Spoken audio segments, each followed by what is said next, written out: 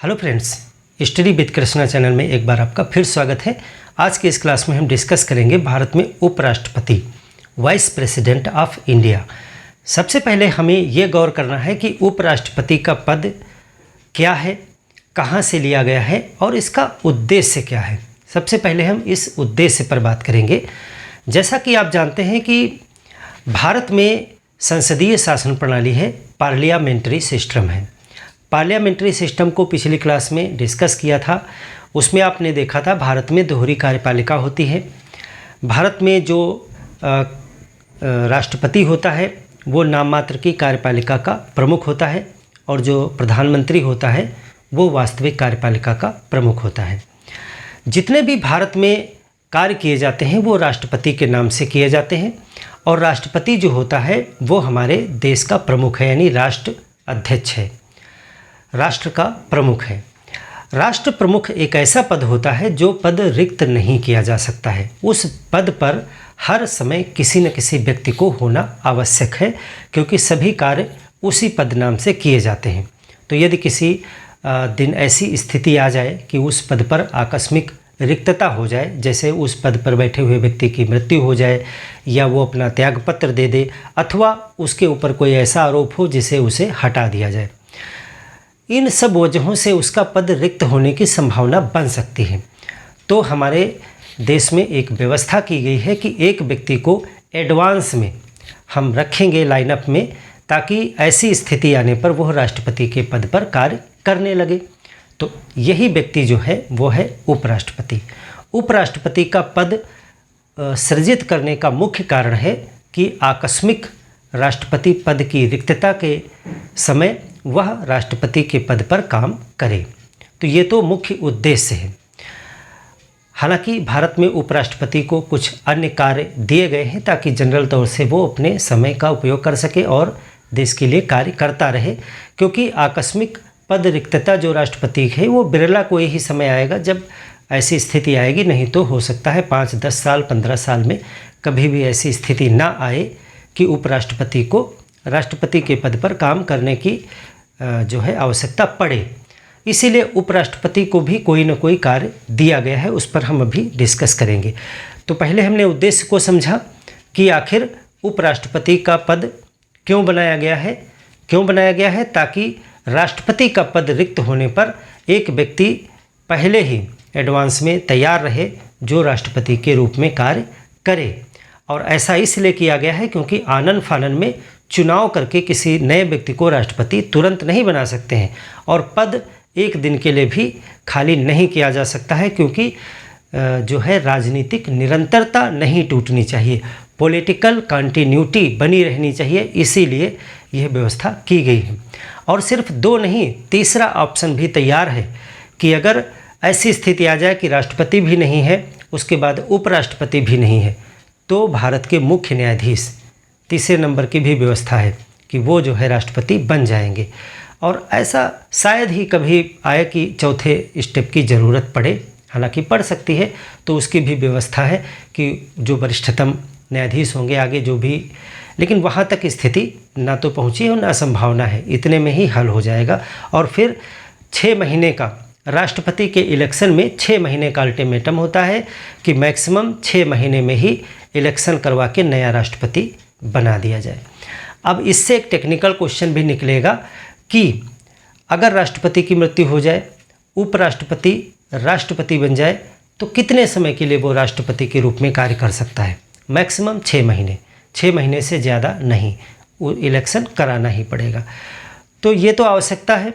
अब हम देखें कि संविधान में कहाँ पर ये व्यवस्था की गई है और इसको हमने कहाँ से लिया है। तो सबसे पहले कहाँ से लिया है इसी पे बात कर लें कि उपराष्ट्रपति का पद जो है, ये जो उपराष्ट्रपति का पद है ये हमने यूएसए से लिया है, यूएसए से प्रेरित है, यूएसए से प्रेरित है। यूएसए में उपराष्ट्रपति होता है। यूएसए में जो है अध्यक्षात्मक शासन प्रणाली है, प्रेसिडेंशियल फॉर्म ऑफ गवर्नमेंट है। वहाँ पर अध्यक्षात्मक शासन प्रणाली में राष्ट्रपति सर्वेसर्वा होता है, वहाँ पे प्रधानमंत्री का पद नहीं होता है। राष्ट्रपति के नाम से ही काम किए जाते हैं और राष्ट्रपति के पास में ही वास्तविक शक्तियाँ होती हैं। यानी एक ही कार्यपालिका का प्रमुख वहाँ व्यक्ति होता है। वहीं पर उपराष्ट्रपति का पद है अमेरिका में, वहीं से हमने इसे लिया है। लेकिन अमेरिका का जो वाइस प्रेसिडेंट का मॉडल है और भारत का जो वाइस प्रेसिडेंट का मॉडल है उसमें एक मौलिक अंतर है और उसको जानना ज़रूरी है। तो सबसे पहली चीज़ आपने ये जानी कि ये यूएसए से प्रेरित है। यूएसए और भारत में अंतर है। यूएसए एवं भारत के उपराष्ट्रपति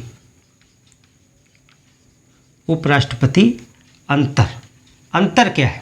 अंतर आपसे पूछा जा सकता है। देखिए, जब यूएसए की हम बात करेंगे तो अगर यूएसए में कार्यवाहक राष्ट्रपति जो होता है वो पूरे शेष कार्यकाल के लिए राष्ट्रपति बनता है। तो यूएसए में क्या होगा? यूएसए में आप ऐसे दर्ज करें कि उपराष्ट्रपति कार्यवाहक राष्ट्रपति जब बनेगा, कार्यवाहक राष्ट्रपति शेष पूरे कार्यकाल के लिए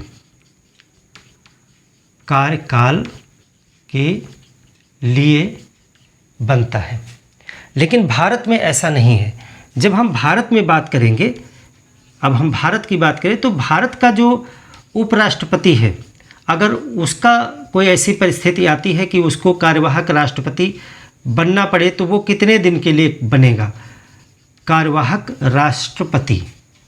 देखिए, दोनों का कार्य तो यही है, जैसा पहले हमने बताया कि उपराष्ट्रपति का काम ही है राष्ट्रपति के ना होने पर राष्ट्रपति के कार्यों का संचालन करना, यानी कार्यवाहक राष्ट्रपति बनना। तो अमेरिका में मान लेते हैं एक उदाहरण के लिए कि अमेरिका के राष्ट्रपति का पद रिक्त हो गया, तो वहाँ का उपराष्ट्रपति राष्ट्रपति बन जाएगा और वो शेष पूरे कार्यकाल के लिए बनेगा। अगर मान लेते हैं कि वहाँ के राष्ट्रपति का 4 वर्ष कार्यकाल है और 1 वर्ष बाद राष्ट्रपति की मृत्यु हो गई तो 3 वर्ष कार्यकाल बचा, तो उपराष्ट्रपति आगे के 3 वर्ष के लिए राष्ट्रपति बन जाएगा। लेकिन भारत में ऐसा नहीं है। मान लेते हैं भारत में राष्ट्रपति का कार्यकाल तो 5 वर्ष होता है और 2 वर्ष के बाद में राष्ट्रपति का पद रिक्त हो गया तो उपराष्ट्रपति कार्यवाहक राष्ट्रपति बन गया और कार्यवाहक राष्ट्रपति जो है वो अधिकतम 6 माह के लिए बनेगा। अधिकतम 6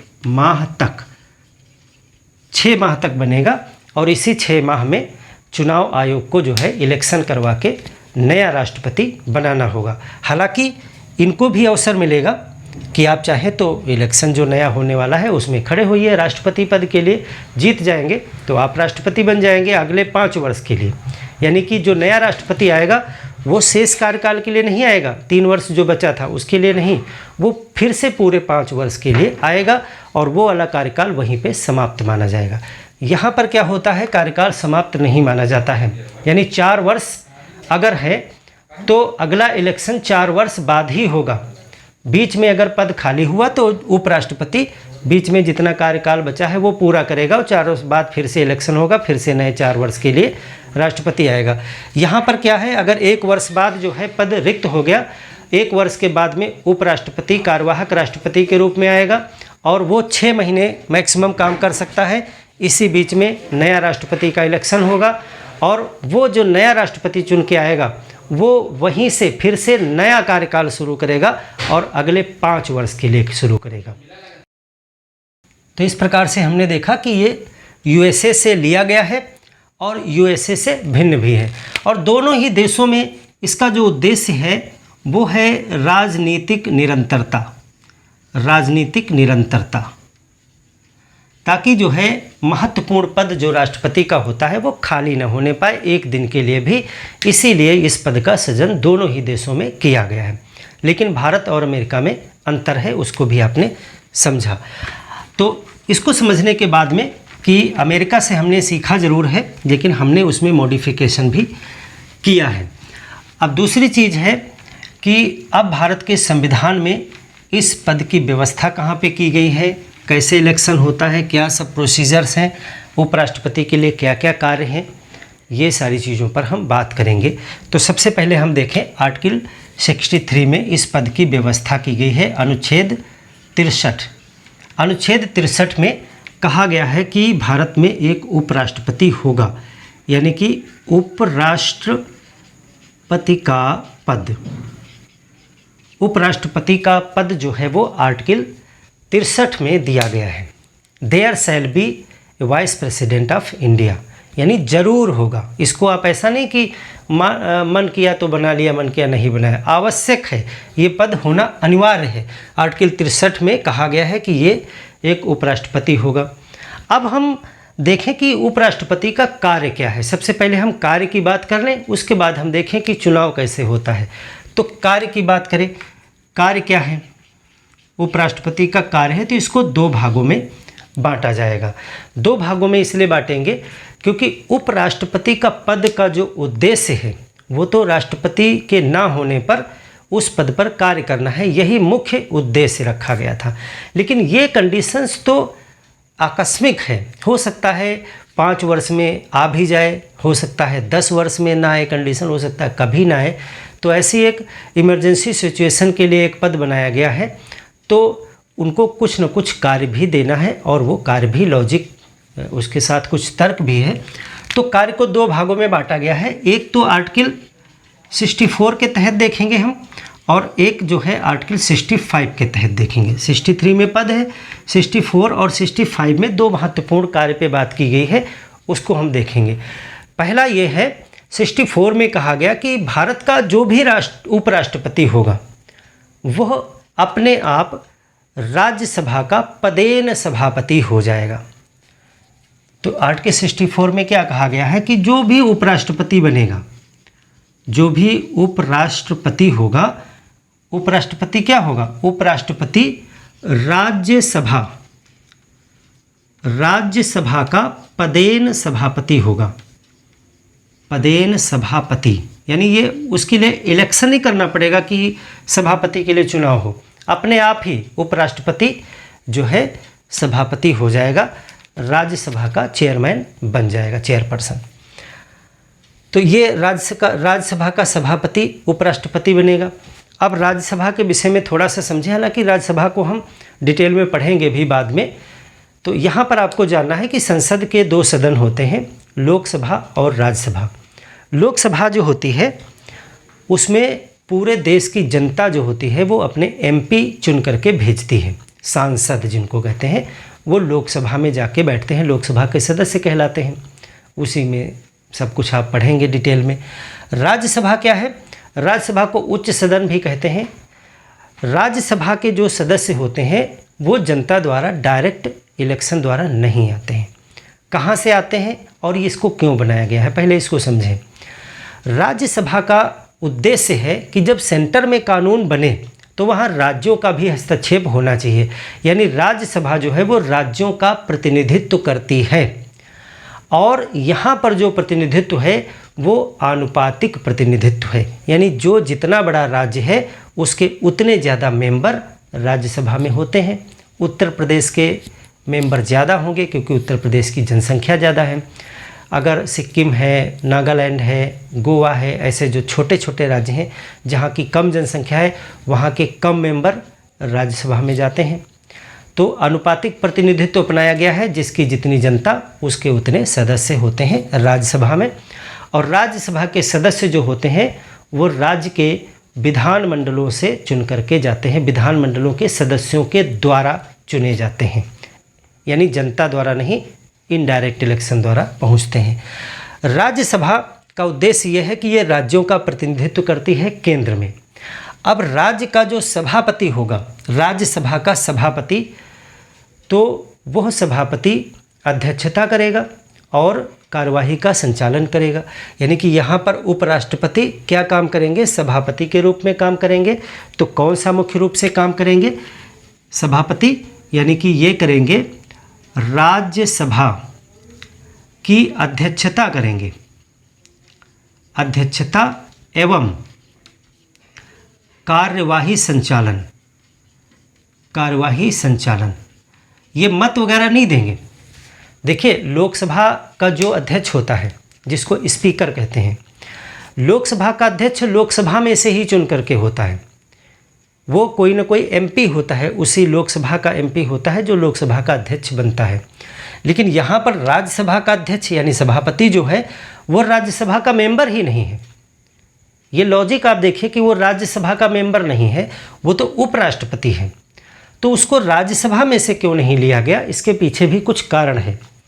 उसको इसलिए नहीं लिया गया क्योंकि जब राज्यसभा में अलग अलग प्रदेशों के लोग आए हैं और उसमें किसी प्रदेश के ज़्यादा हैं, किसी प्रदेश के कम हैं, अगर उनमें से सभापति चुना जाएगा तो जाहिर सी बात है वही लोग चुनेंगे।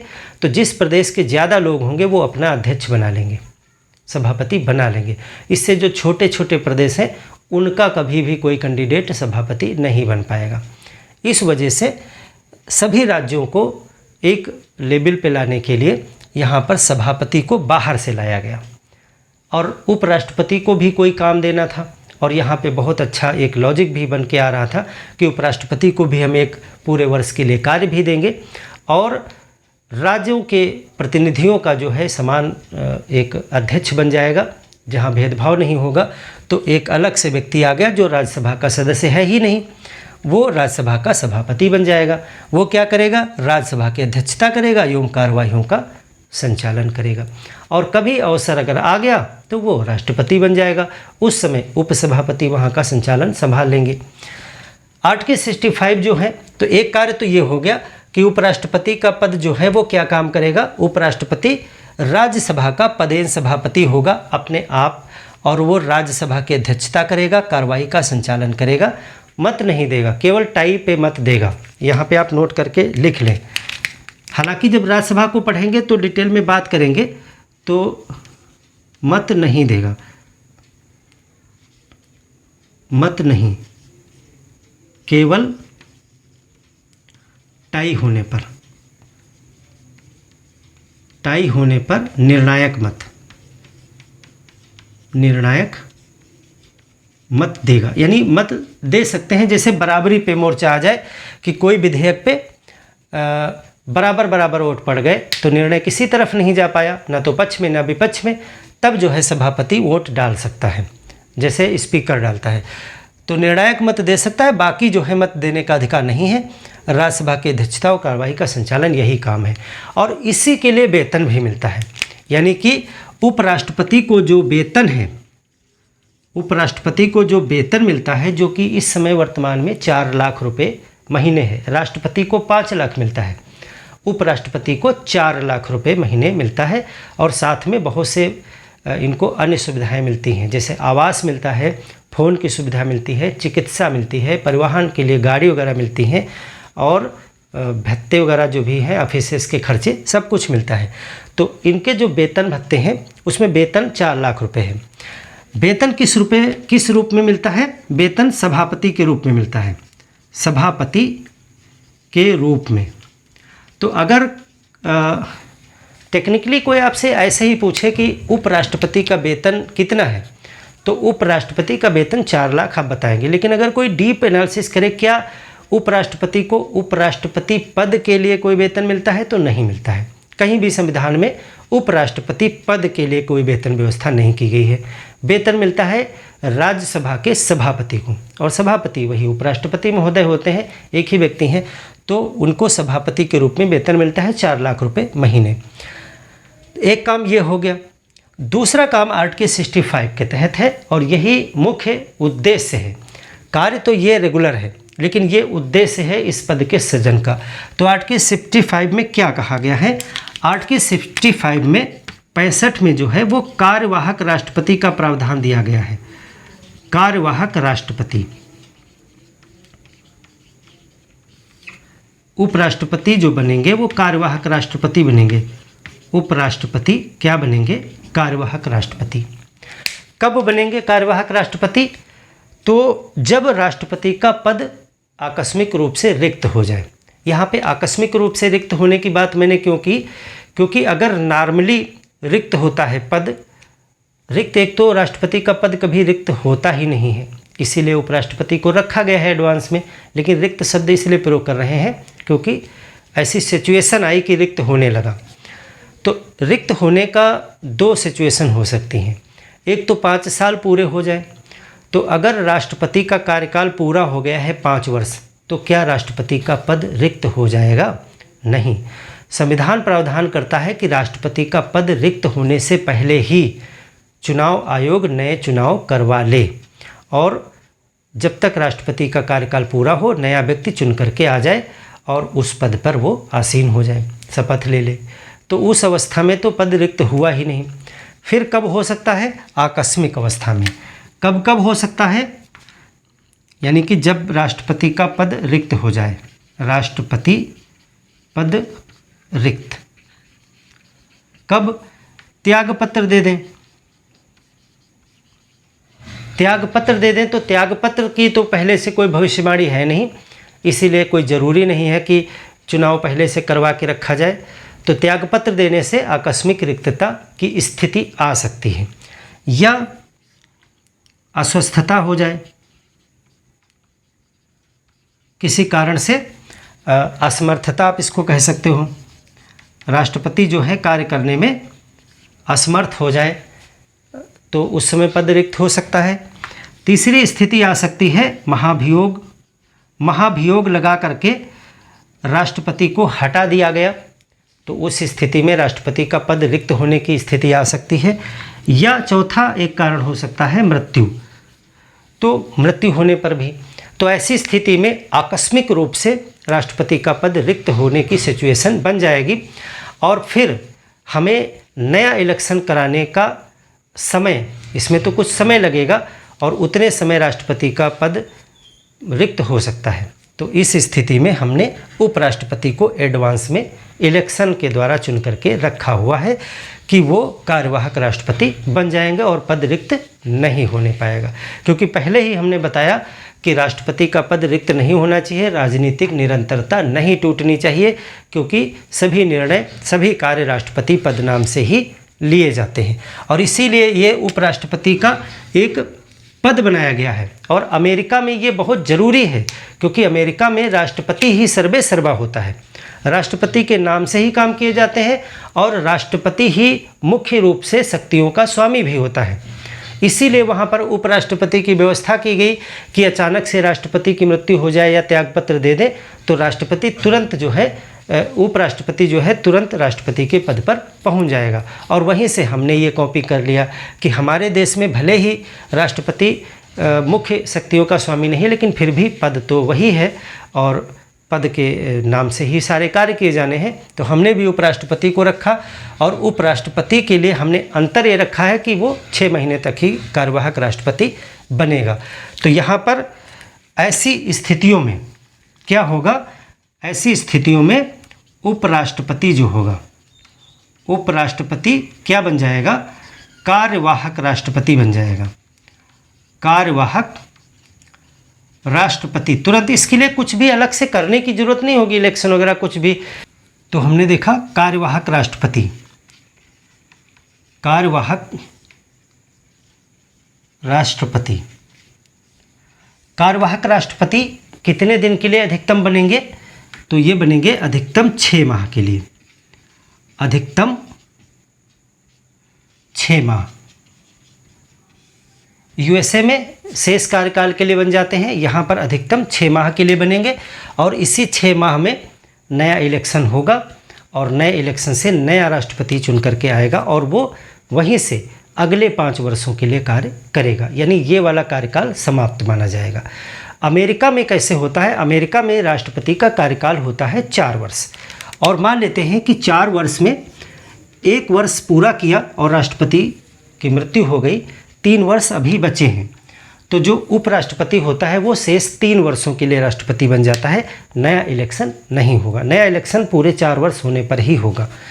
यहाँ पर 6 माह में इलेक्शन होगा, 6 माह तक वो कार्यवाहक राष्ट्रपति बनेंगे, और उसके बाद में जो भी नया राष्ट्रपति आएगा वो शेष कार्यकाल के लिए नहीं होगा, वो पूरा फिर से नया कार्यकाल 5 वर्ष का होगा। तो ये यूएसए और इंडिया में अंतर है। कार्यवाहक राष्ट्रपति जब कोई बनता है तो उसको क्या वेतन मिलता है, यानी उस समय उपराष्ट्रपति को क्या वेतन मिलेगा? तो उस समय जो है उसे राष्ट्रपति के वेतन भत्ते और सुविधाएं मिलते हैं। तो कार्यवाहक राष्ट्रपति जो होता है उसको वेतन, भत्ते, सुविधाएं कौन सी मिलेंगी? राष्ट्रपति की, राष्ट्रपति पद की। वही आवास मिलेगा, यानी वो व्यक्ति भी राष्ट्रपति भवन में जाके रहेगा, और जो भी सुविधाएं राष्ट्रपति को मिलती हैं, जो भी शक्तियां, तो वेतन भत्ते सुविधाएं सब राष्ट्रपति पद की मिलती हैं, जो भी शक्तियां, जो भी सीमाएं राष्ट्रपति की हैं, वो सब कुछ उसे प्राप्त हो जाती हैं। अब यहाँ पर एक चीज़ और देखेंगे कि जब राष्ट्रपति के पद पर उपराष्ट्रपति पहुँच गए, अब तो उपराष्ट्रपति जो काम कर रहे थे उसका क्या होगा, यानी राज्यसभा के सभापति का काम कौन करेगा? तो यहाँ पर लिखेंगे कि उस समय जो है राज्यसभा के सभापति के रूप में वो कार्य नहीं करेंगे, क्योंकि राष्ट्रपति कोई भी अन्य कार्य नहीं करता है। तो यहाँ पर क्या होगा, कार्यवाहक राष्ट्रपति जब बन जाएंगे तो नोट यहाँ पर दर्ज करें कि नोट उस समय उपराष्ट्रपति सभापति के रूप में कार्य नहीं करेंगे, सभापति का कार्य नहीं करेंगे। इसी तरीके से अगर चीफ जस्टिस ऑफ इंडिया कार्यवाहक राष्ट्रपति बन जाते हैं तो उतने समय के लिए वो भी जो है चीफ जस्टिस ऑफ इंडिया के पद पर काम नहीं करेंगे, वो सिर्फ राष्ट्रपति के पद पे काम करेंगे और राष्ट्रपति पद का ही वेतन लेंगे। तो उस समय कौन फिर सभापति का काम करेगा? तो सभापति के पद पर उपसभापति जो होते हैं, डिप्टी चेयरमैन जो होते हैं, वो काम करेंगे। तो ये भी आप नोट कर लीजिएगा कि सभापति यानी अध्यक्षता का काम जो है वो उपसभापति करने लगेंगे।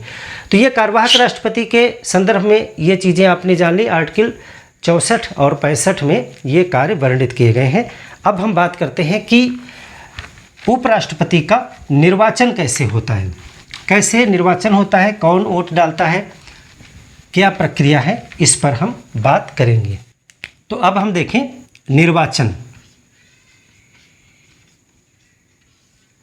निर्वाचन में सबसे पहले तो हम देखें कि इसकी प्रक्रिया क्या है, निर्वाचन की प्रक्रिया क्या है, किस प्रक्रिया से होता है। तो प्रक्रिया में वही 3 बातें जो राष्ट्रपति के इलेक्शन में आपने देखी थी। पहली बात है अनुपातिक प्रतिनिधित्व, अनुपातिक प्रतिनिधित्व इसमें भी होगा। दूसरी चीज़ है एकल संक्रमणीय मत प्रणाली, सिंगल ट्रांसफरेबल वोटिंग सिस्टम, एकल हस्तांतरणीय मत प्रणाली भी कहा जाता है उसको।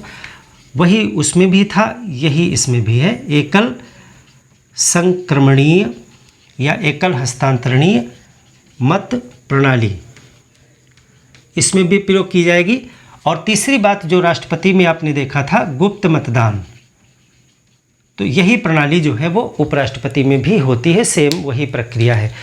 अब निर्वाचक मंडल जो है वो अलग है। निर्वाचक मंडल देखिए क्या है, निर्वाचक मंडल में जो खास चीज़ है वो ये है, निर्वाचक मंडल देखिए उपराष्ट्रपति में राज्य के विधानमंडल से कोई भी वोट नहीं करता है, यहाँ पर सिर्फ संसद के सदस्य वोट करते हैं। और कौन सदस्य? सभी सदस्य वोट करते हैं। तो निर्वाचक मंडल में क्या है, संसद के सभी सदस्य, सभी को अंडरलाइन करिए, यानी सभी सदस्य का मतलब यहाँ पर है कि जो सदस्य निर्वाचित हैं, इलेक्शन लड़ करके आए हैं, प्लस जो सदस्य मनोनीत हैं। जैसे कि लोकसभा में कितने सदस्य मनोनीत जो है राष्ट्रपति करते थे पहले, अब तो खैर वो प्रावधान हटा दिया गया है। 2 सदस्य एंग्लो इंडियन करते थे और 12 सदस्य जो है राज्यसभा में राष्ट्रपति के द्वारा मनोनीत किए जाते हैं, तो ये मनोनीत सदस्य कहलाते हैं। बाकी इलेक्टेड होके आते हैं, यानी चुन करके आते हैं। लोकसभा में डायरेक्ट इलेक्शन से, राज्यसभा में इनडायरेक्ट इलेक्शन से।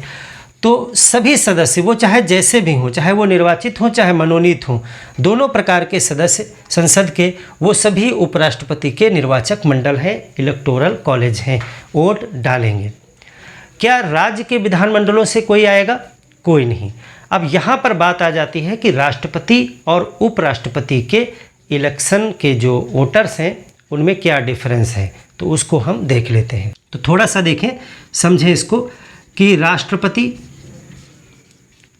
निर्वाचक मंडल क्या है, इसको हम पीछे पढ़े थे डिटेल में, और उपराष्ट्रपति का निर्वाचक मंडल जैसे हमने बताया ही आपको, उपराष्ट्रपति निर्वाचक मंडल। तो इसमें क्या अंतर है, इसको ज़रा देखें और समझें। पहला पॉइंट क्या है, राष्ट्रपति में कौन कौन वोट डालता है। तो पहली चीज़ देखिए, राष्ट्रपति में संसद के सदस्य वोट डालते हैं। तो यहाँ पर लिखेंगे संसद के दोनों सदन।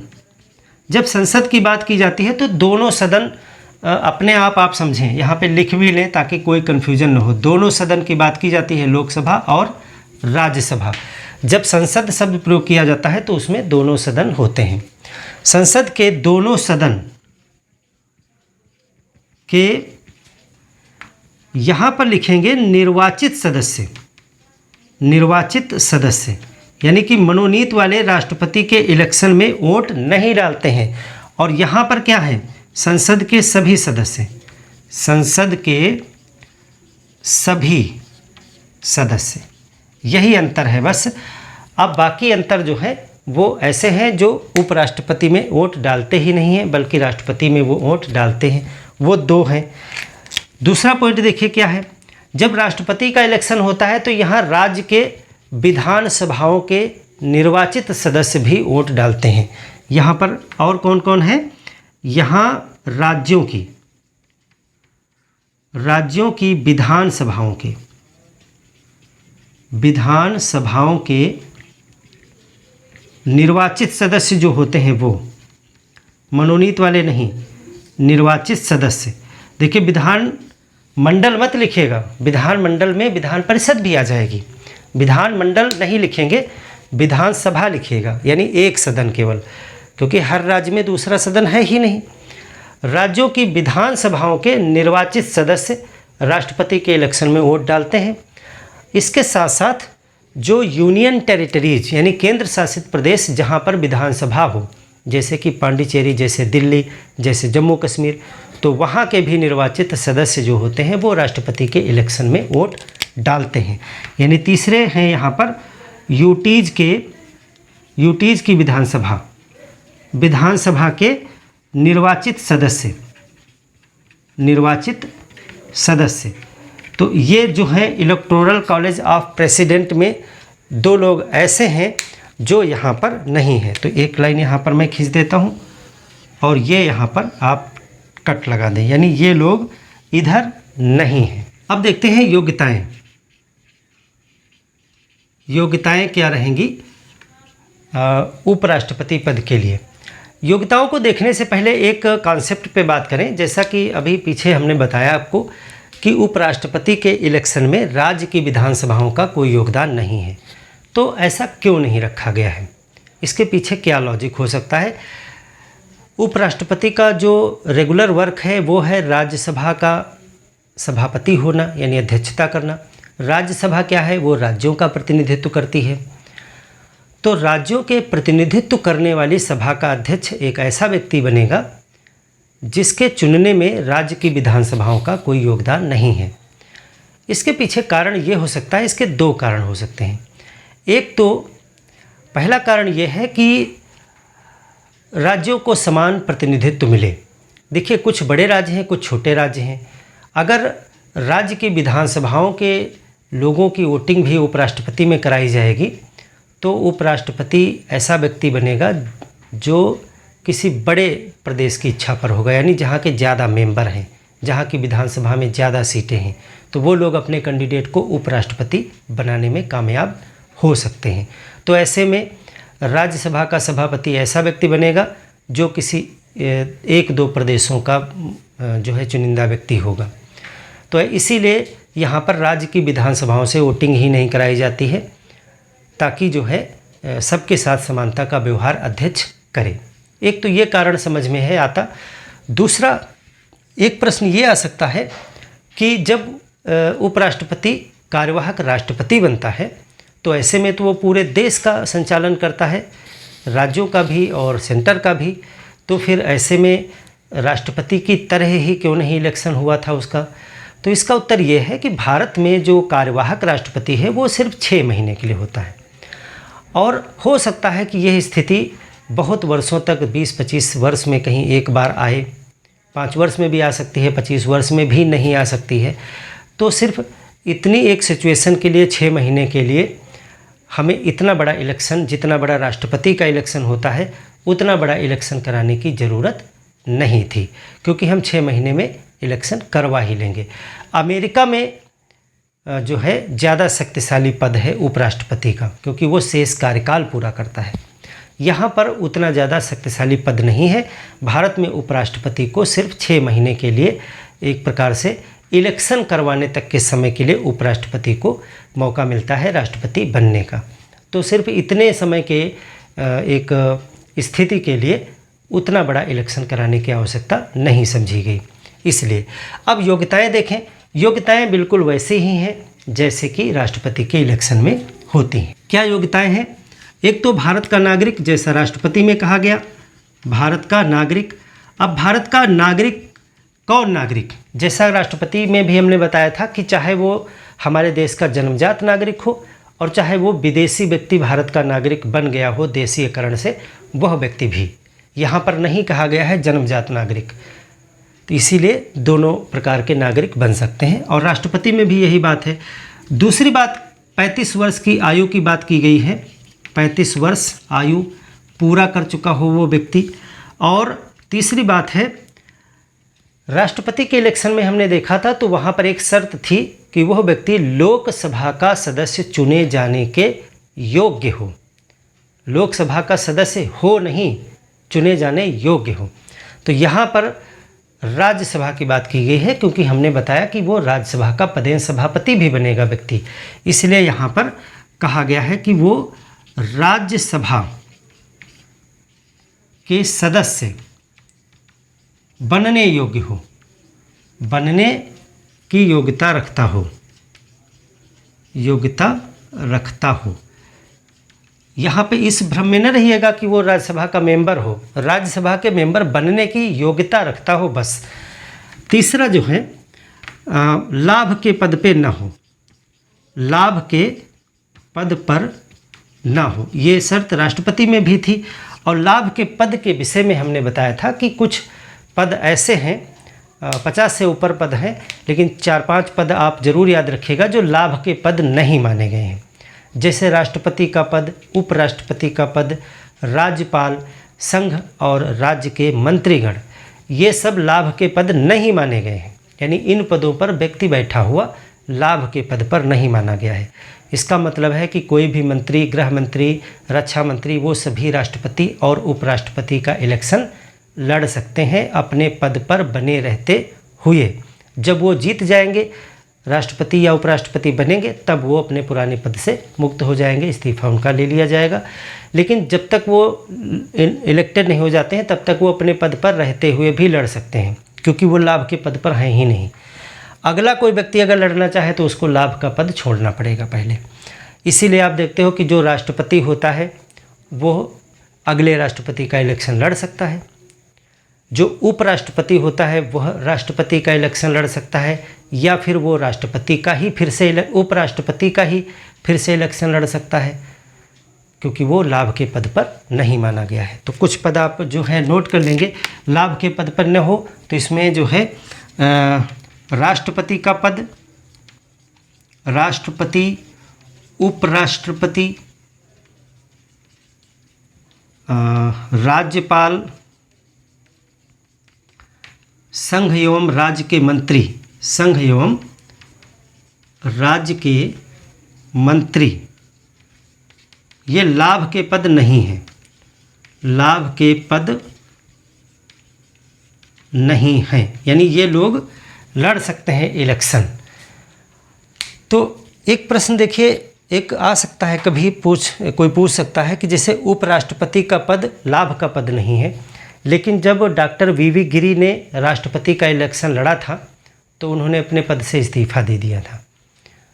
तो उन्होंने इसलिए इस्तीफा नहीं दिया था कि वो लाभ के पद पर हैं, वो कुछ अन्य राजनीतिक कारणों से अपना स्वेच्छा से इस्तीफा दिया था। अगर वो इस्तीफा नहीं भी देते तो भी वो राष्ट्रपति का इलेक्शन लड़ सकते थे, लेकिन वो अन्य कारणों से उन्होंने इस्तीफा दिया था और इसीलिए राष्ट्रपति का पद और उपराष्ट्रपति दोनों पद खाली हो गए थे। फिर जो है मोहम्मद हिदायतुल्लाह, जो उस समय चीफ जस्टिस ऑफ इंडिया थे, 69 की बात है ये, 1969, उस समय वो कार्यवाहक राष्ट्रपति बने थे। पहली बार जो है चीफ जस्टिस ऑफ इंडिया कार्यवाहक राष्ट्रपति बने थे। तो ये लोग फिर से इलेक्शन लड़ सकते हैं, या उपराष्ट्रपति राष्ट्रपति का इलेक्शन लड़ सकते हैं, राष्ट्रपति फिर से राष्ट्रपति का, या उपराष्ट्रपति फिर से उपराष्ट्रपति का, या कोई मंत्री है वो भी ये दोनों इलेक्शन लड़ सकता है। एक चीज़ ये भी आती है कि जो भी राष्ट्रपति या उपराष्ट्रपति का इलेक्शन लड़े वो जो है लोकसभा, राज्यसभा या विधानसभाओं का मेंबर नहीं होना चाहिए। अगर वो मेंबर है तो जिस डेट से वो इलेक्टेड होगा वो मेंबर नहीं रह जाएगा। तो इस तरह से योग्यताएं आपने देख ली और निर्वाचन देख लिया। अब हम देखें कि कार्यकाल क्या है, कैसे पद रिक्त हो सकता है उपराष्ट्रपति का, और री इलेक्शन कैसे होगा, क्या क्या चीज़ें हैं जो पूछी जा सकती हैं, उस पर देखें, बात करें। तो देखें कार्यकाल, सबसे पहले कार्यकाल की बात करें तो कार्यकाल 5 वर्ष है। राष्ट्रपति का भी होता है, उपराष्ट्रपति का। पद रिक्ति, कब कब पद रिक्त हो सकता है? पद रिक्त, तो पद रिक्त अगर 5 वर्ष पूरे हो गए हैं तो 5 वर्ष पूरे होने के बाद में जब तक नया उपराष्ट्रपति शपथ नहीं ले लेगा तब तक वही पुराने राष्ट्रपति अपने पद पर बने रहेंगे। तो ऐसी अवस्था में पद रिक्त होने की कोई संभावना है ही नहीं। पद रिक्त कब हो सकता है? अगर वो त्यागपत्र दे दें, मृत्यु हो जाए या उनको हटा दिया जाए। तो पद रिक्ति हो सकती है अगर वो त्यागपत्र दे दे। उपराष्ट्रपति के पद रिक्त की बात हो रही है, मृत्यु हो जाए या हटाया जाना। ऐसी स्थितियों में क्या होगा? अगर उपराष्ट्रपति की मृत्यु हो जाती है, उपराष्ट्रपति अपना त्यागपत्र दे देते हैं। त्यागपत्र किसको देंगे? त्यागपत्र देंगे राष्ट्रपति को ये अपना त्यागपत्र देते हैं और राष्ट्रपति उपराष्ट्रपति को संबोधित करता है त्यागपत्र। मृत्यु हो जाए उपराष्ट्रपति की या इनको हटा दिया जाए। हटाने के लिए देखिए, राष्ट्रपति को हटाने के लिए इम्पीचमेंट प्रोसेस यानी महाभियोग की व्यवस्था की गई है। आप जो है कमेंट करके बताएं कि किस आर्टिकल में महाभियोग की प्रक्रिया का उल्लेख किया गया है। लेकिन उपराष्ट्रपति के लिए महाभियोग शब्द नहीं प्रयोग करेंगे। उपराष्ट्रपति या चीफ जस्टिस ऑफ इंडिया इत्यादि को महाभियोग जैसी प्रक्रिया से हटाया जाता है, महाभियोग नहीं। तो कैसे हटाया जाता है इस पर भी हम बात करेंगे। तो ऐसी स्थिति में पद रिक्त हो सकता है। तो पद रिक्त होने पर क्या होगा? क्या कार्यवाहक उपराष्ट्रपति आएगा? कार्यवाहक उपराष्ट्रपति प्रावधान नहीं है। यानी कि आपसे क्वेश्चन किया जा सकता है कि राष्ट्रपति का पद नहीं रिक्त हो सकता है, क्या उपराष्ट्रपति का पद रिक्त हो सकता है? तो बिल्कुल हो सकता है। अगर उपराष्ट्रपति की मृत्यु हो जाए तो कोई अन्य व्यक्ति उपराष्ट्रपति नहीं बन जाएगा। यानी उपराष्ट्रपति की जगह पर कार्यवाहक राष्ट्रपति का कोई भी प्रावधान नहीं है। तो क्या वो उस पद पे कोई व्यक्ति नहीं रहेगा? नहीं रहेगा। वो तो उसका इलेक्शन कितने दिन में होना चाहिए? संविधान में क्या बताया गया है? जैसे कि राष्ट्रपति के लिए 6 महीने, राष्ट्रपति की मृत्यु हो जाए तो कार्यवाहक राष्ट्रपति का प्रावधान है और 6 महीने इलेक्शन का। यहाँ पर कार्यवाहक उपराष्ट्रपति का कोई प्रावधान नहीं है, पद रिक्त रहेगा। हाँ, संविधान में कहा गया है यथाशीघ्र चुनाव करवाए जाएंगे। यथाशीघ्र, देखिए यहाँ पे समय नहीं दिया गया है जैसा कि राष्ट्रपति में 6 माह दिया गया था। यथाशीघ्र चुनाव, देखिए राष्ट्रपति के इलेक्शन में 6 महीने का समय दिया गया है कि राष्ट्रपति का अगर पद रिक्त हो जाता है तो 6 महीने में इलेक्शन होना अनिवार्य है। यहाँ पर उपराष्ट्रपति के संदर्भ में 6 महीने की बात नहीं कही गई है, यथाशीघ्र चुनाव कराने की बात की गई है। इसका मतलब यह है कि राष्ट्रपति का पद रिक्त रह सकता है। अब प्रश्न ये हो सकता है कि उपराष्ट्रपति का पद रिक्त रह सकता है, क्योंकि यथाशीघ्र चुनाव 1-2 महीना में हो सकते हैं, तो उतने समय के लिए उपराष्ट्रपति का पद रिक्त रहेगा। कभी क्वेश्चन इस तरह से आ सकता है कि अगर उपराष्ट्रपति की मृत्यु हो जाए तो कौन कार्यवाहक उपराष्ट्रपति बनेगा? तो ये बिल्कुल हमने पहले बता दिया कि कार्यवाहक उपराष्ट्रपति का प्रावधान ही नहीं है। वहाँ पे विकल्प आपको दिए हो सकते हैं। सबसे पहला विकल्प दिया हो सकता है राज्यसभा का उपसभापति, और ये सबसे ज़्यादा कंफ्यूज करेगा क्योंकि उपराष्ट्रपति राज्यसभा का सभापति होता है, तो आप यहाँ पर कन्फ्यूजन में पड़ सकते हैं कि हो सकता है कि उपसभापति उपराष्ट्रपति बन जाए, तो ऐसा नहीं है। वहाँ पे लोकसभा का स्पीकर या चीफ जस्टिस ऑफ इंडिया ऐसे विकल्प दिए हो सकते हैं, और इनमें से कोई नहीं दिया हो सकता, तो इनमें से कोई नहीं टिक करिएगा। यानी उपराष्ट्रपति के लिए कार्यवाहक पद का कोई प्रावधान नहीं है। यथाशीघ्र चुनाव कराकर नया उपराष्ट्रपति लाया जाएगा। तो तब तक जो है उपराष्ट्रपति का पद रिक्त है। इसी समय राष्ट्रपति की भी मृत्यु हो जाए तो कार्यवाहक राष्ट्रपति कौन बनेगा? तो चीफ जस्टिस ऑफ इंडिया बन जाएंगे, क्योंकि राष्ट्रपति और उपराष्ट्रपति दोनों पद रिक्त होने की स्थिति में चीफ जस्टिस ऑफ इंडिया जो है वो कार्यवाहक राष्ट्रपति बन जाएंगे। तो इस तरह से पद की रिक्तता आपने समझी कि त्यागपत्र जो है वो राष्ट्रपति को देंगे, मृत्यु हो जाएगी। अब हटाया जाना समझिए, हटा कैसे सकते हैं उपराष्ट्रपति को? उपराष्ट्रपति को हटाने के लिए एक अर्धन्यायिक प्रक्रिया है जो महाभियोग जैसी प्रक्रिया है। अर्धन्यायिक इसलिए कहा क्योंकि यहाँ पर न्याय करने के लिए न्यायाधीश नहीं है। देखिए, न्यायिक संस्थाएं वह होती हैं जहाँ पर न्याय करने के लिए न्यायाधीश होते हैं, जैसे जिला जो न्यायालय होता है, जैसे हाई कोर्ट, जैसे सुप्रीम कोर्ट। यहाँ पर जो विवादों का निपटारा होता है वहाँ पर न्याय करने के लिए कौन व्यक्ति होता है? न्यायाधीश होते हैं। लेकिन कुछ ऐसे संस्थाएं भी होती हैं जहाँ पर विवादों का निपटारा तो किया जाता है, लेकिन वहाँ पर न्याय करने के लिए न्यायाधीश नहीं होते हैं, वो अन्य अधिकारी होते हैं, प्रशासनिक अधिकारी होते हैं। जैसे इरडा है, जैसे ट्राई है, जैसे इस तरह की संस्थाएं हैं। तो ट्राई भी जो है अपने क्षेत्र के विवादों का निपटारा करती है, लेकिन वहाँ पर न्यायाधीश नहीं है, तो वो अर्ध न्यायिक संस्थाएं हो गई। तो यहाँ पर ये जो हटाए जाने की प्रक्रिया है, ये भी एक प्रकार से न्याय करने की प्रक्रिया है। किसी को पद से हटाने के लिए एक प्रकार से मुकदमा जैसी प्रक्रिया है, लेकिन यहाँ पर संसद में चलाया जाएगा इसको, इसलिए ये अर्ध न्यायिक टाइप की प्रक्रिया है। तो इसको कैसे, उपराष्ट्रपति को कैसे जो है हटाया जाता है? राष्ट्रपति को तो महाभियोग की प्रक्रिया दी गई है संविधान में, उपराष्ट्रपति को हटाने के लिए महाभियोग जैसी प्रक्रिया होती है, संसद में ही की जाएगी। और इनको हटाने के लिए दो चीज़ें आपको तीन याद रखनी है। पहली चीज़ जो है राज्यसभा से शुरू होगा, राज्यसभा संकल्प पारित करे, हटाने का संकल्प पारित करे और लोकसभा उसको स्वीकृत कर दे, लोकसभा स्वीकृत कर दे, तो उनको हटाया जा सकता है। और तीसरी बात यह है कि 14 दिन पूर्व नोटिस देनी होती है इनको, 14 दिन पूर्व नोटिस देनी होगी। यानी कि इनको हटाने की प्रक्रिया शुरू करने से 14 दिन पहले उपराष्ट्रपति को एक नोटिस दी जाएगी कि आपके ऊपर ये प्रक्रिया शुरू की जाएगी। प्रक्रिया कहाँ से स्टार्ट होगी? राज्यसभा से स्टार्ट होगी। राज्यसभा में संकल्प पारित किया जाएगा कि इनको हटा दिया जाए। अगर वो पारित हो जाता है तो लोकसभा की स्वीकृति बस चाहिए, बस और कुछ नहीं। और 14 दिन पूर्व जो है नोटिस उनको दे के प्रक्रिया शुरू कर दी जाएगी। इस तरह इनको हटा सकते हैं। हटाने के बाद में यथाशीघ्र चुनाव कराए जाएंगे, मृत्यु के बाद भी यथाशीघ्र चुनाव कराए जाएंगे। त्यागपत्र अगर दे दिया तो भी यथाशीघ्र चुनाव कराए जाएंगे, कोई अन्य व्यक्ति उपराष्ट्रपति नहीं बन जाएगा। तो ये पद की रिक्तता को आपने समझ लिया। अब देखिए यहाँ पर शपथ की बात कर लेते हैं।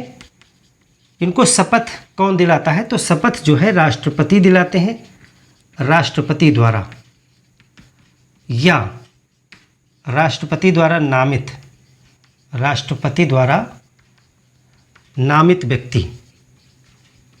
देखिए जहाँ जहाँ पर राष्ट्रपति द्वारा शपथ की बात की जाती है तो एक वहाँ पर राष्ट्रपति के पास में ऑप्शन रहता है कि अगर वो स्वयं शपथ न दिलाना चाहे तो वो एक व्यक्ति को भेज सकते हैं। राष्ट्रपति अपने एक नामित व्यक्ति को भेज सकते हैं तो वो शपथ दिला देगा।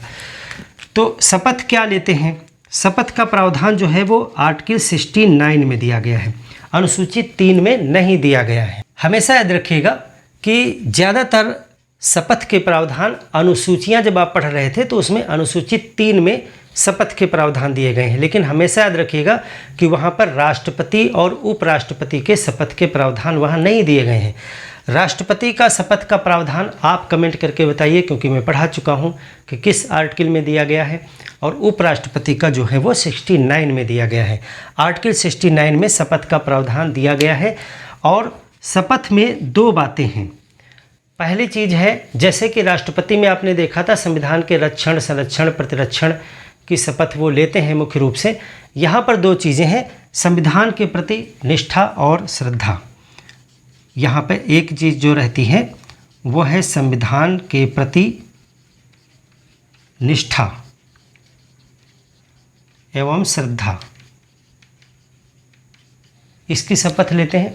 दूसरा, पद के कर्तव्यों का श्रद्धापूर्वक पालन, पद के कर्तव्यों का श्रद्धापूर्वक पालन, पद के कर्तव्यों का श्रद्धापूर्वक पालन। तो ये 2 बातें इनके शपथ में रहती हैं। तो ये शपथ का प्रावधान है। तो इस तरह से हमने बाकी आपको पता ही है कि राष्ट्रपति और उपराष्ट्रपति, इनको सबको संचित निधि से वेतन दिया जाता है। राष्ट्रपति को 5 लाख मिलता है, उपराष्ट्रपति को इस समय सभापति के रूप में 4 लाख रुपए वेतन मिलता है। तो ये हमने यहाँ तक देखा। खास चीज़ें ये हैं, उपराष्ट्रपति का पद इसलिए बनाया गया ताकि राष्ट्रपति का पद रिक्त होने पर जो है एक कार्यवाहक राष्ट्रपति बनाया जा सके, ये उद्देश्य है। कार्य 2 दिए गए। एक कार्य तो इनको दिया गया कि ये राज्यसभा के पदेन सभापति के रूप में राज्यसभा की अध्यक्षता करेंगे, वो कार्रवाई का संचालन करेंगे। दूसरा कार्य आकस्मिक, राष्ट्रपति के पद के रिक्त होने की अवस्था में ये कार्यवाहक राष्ट्रपति का निर्वहन करेंगे, और जिस समय ये राष्ट्रपति के पद पर काम करेंगे उस समय ये राज्यसभा के सदअध्यक्ष के रूप में कार्य या सभापति के रूप में कार्य नहीं करेंगे, और राष्ट्रपति के पद के सभी लाभ, सभी शक्तियाँ, सभी सीमाएं जो है उसका उपयोग करेंगे ये। अगर हम यूएसए और इंडिया की बात करें तो यूएसए से हमने ये पद ग्रहण किया है, लेकिन यूएसए में उपराष्ट्रपति का पद ज़्यादा शक्तिशाली है। वह जब भी कार्यवाहक राष्ट्रपति बनता है तो शेष पूरे कार्यकाल को पूरा करता है। भारत में जो प्रावधान है वो कार्यवाहक राष्ट्रपति मैक्सिमम 6 महीने के लिए बनता है, और 6 महीने के दरमियान इलेक्शन करा के नए राष्ट्रपति को लाया जाता है। तो ये चीज़ आपने देखी। इसके बाद हमने देखा कि इलेक्शन कैसे होता है। इलेक्शन वही प्रोसेस है जो राष्ट्रपति में है, यानी एकल संक्रमणीय मत प्रणाली, अनुपातिक प्रतिनिधित्व प्रणाली और गुप्त मतदान। इलेक्टोरल कॉलेज यानी कि निर्वाचक मंडल क्या है, तो यहाँ पर संसद के दोनों सदनों के निर्वाचित और मनोनीत अर्थात सभी सदस्य वोट करते हैं। राज्य के विधानसभाओं का या विधानमंडलों का कोई भी सदस्य उपराष्ट्रपति के इलेक्शन में वोटिंग नहीं करता है। तो इस तरह से उपराष्ट्रपति के संदर्भ में इतनी बातें आपने जानी। मिलते हैं एक और बेहतर क्लास में, तब तक के लिए धन्यवाद।